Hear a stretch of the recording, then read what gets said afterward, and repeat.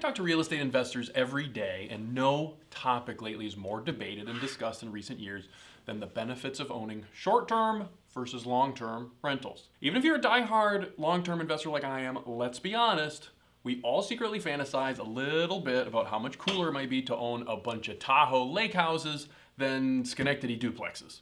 And considering a short-term rental can often generate 2 to 3 times the revenue per dollar invested compared to the long-term rental, you'd have to be an idiot to invest in long-term rentals instead of short-term rentals, right? Stay tuned to find out.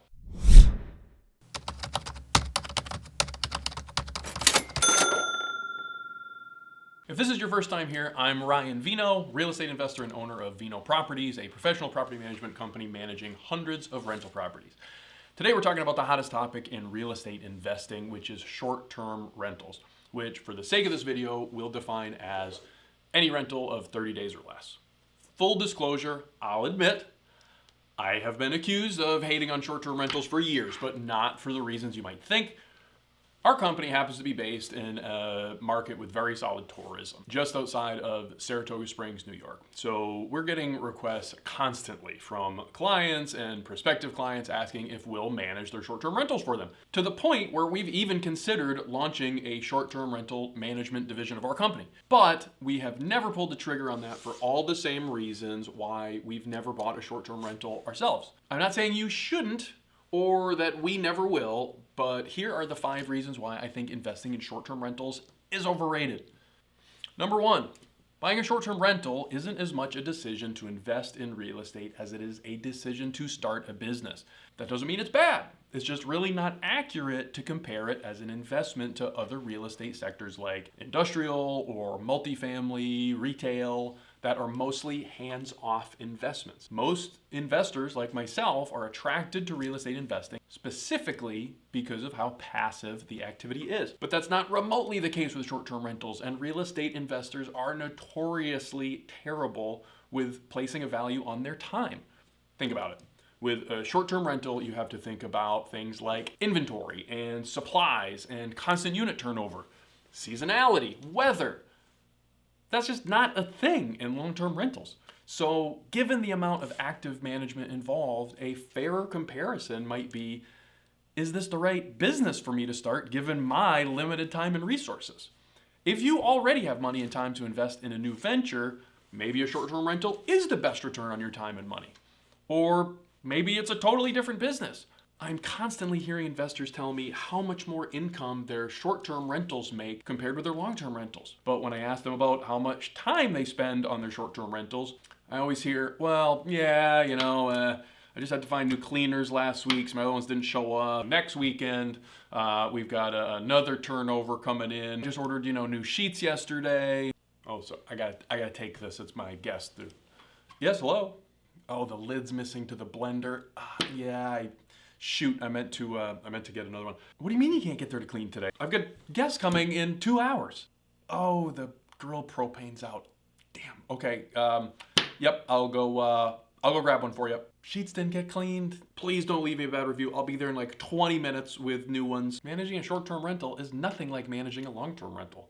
These are not phone calls that happen with a long-term rental. You know what you never hear? You never hear somebody talking about, man, my duplex was doing pretty good, but I just bought this Subway and man, it is just killing it. It is so profitable. Yeah, I gotta make subs all day, but other than that, I don't know why anybody would want to buy an apartment complex when you can make subs all day and make a better return.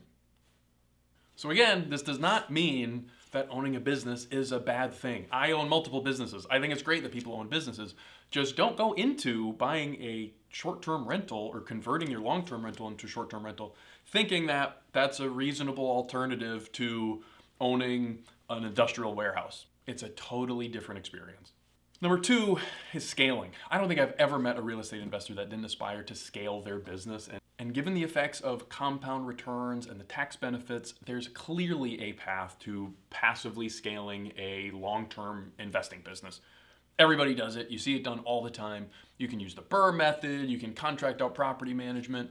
The playbook for scaling a long-term rental business It's been written and it's been done, it's repeatable. This is not the case with short-term rentals. Very few have figured out how to scale this business model into something reasonably passive, and it's much tougher to automate and systematize. Best case scenario, you know what you call a portfolio of 100 short-term rentals? A hotel. That's what you own. If you have 100 short-term rentals, you own a hotel. You probably have a concierge, you have cleaners, you have a handyman, you have a laundry service, receptionist, customer service agent. So if you aspire to own a hotel, then awesome. Scaling a short-term rental portfolio probably is for you. But if you, like me, envision yourself owning a bunch of properties that you don't really have to do much with and getting a check each month from a property manager, then a long-term rental might be a better fit for you. Number 3, interchangeability. Don't think a short-term rental can just be converted to a multifamily and back again for several reasons. First, the markets and properties that work well for one typically don't work well for another. There are exceptions, but in general, that's kind of the rule. For example, having a pool in a short-term rental is a huge selling feature, and in some markets is almost a requirement. In long-term rentals, no way. That doesn't have a huge effect on rents, depending on the market, and it can be a maintenance nightmare and expense for the owner. Also, short-term rentals need to be furnished and decorated, which is a huge expense and something almost impossible to contract out. Yes, you can pay movers, but we are talking about putting the forks and spoons in the drawers, putting extra blankets in the closets, hanging the shower curtains. There aren't a ton of services that can do those things for you, especially at scale. So a lot of short-term rental owners are just doing those things themselves. Again, which is fine as long as you understand that going in. 4 is all of the systems are different. You might think that, oh, I already own a bunch of long-term rentals and they're working great. We are a well-oiled machine. None of that translates into short-term rental management.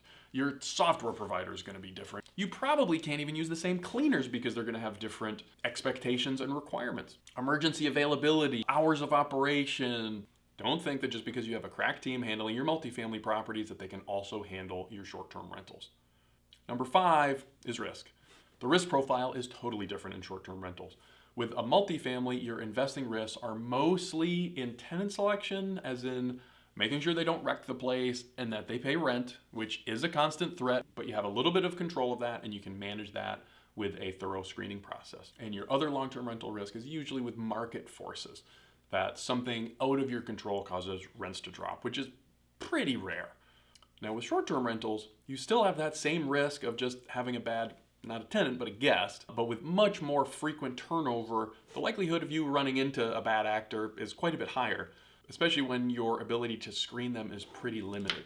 And most concerning, which is in the news constantly lately, at any moment your city can just pass an ordinance putting you out of business. This is a thing usually only reserved for like asbestos factories, but this is a thing that cities are starting to do. They just do not like Airbnbs. Nobody wants to live next to an Airbnb generally. Neighbors don't like it. The city doesn't like it.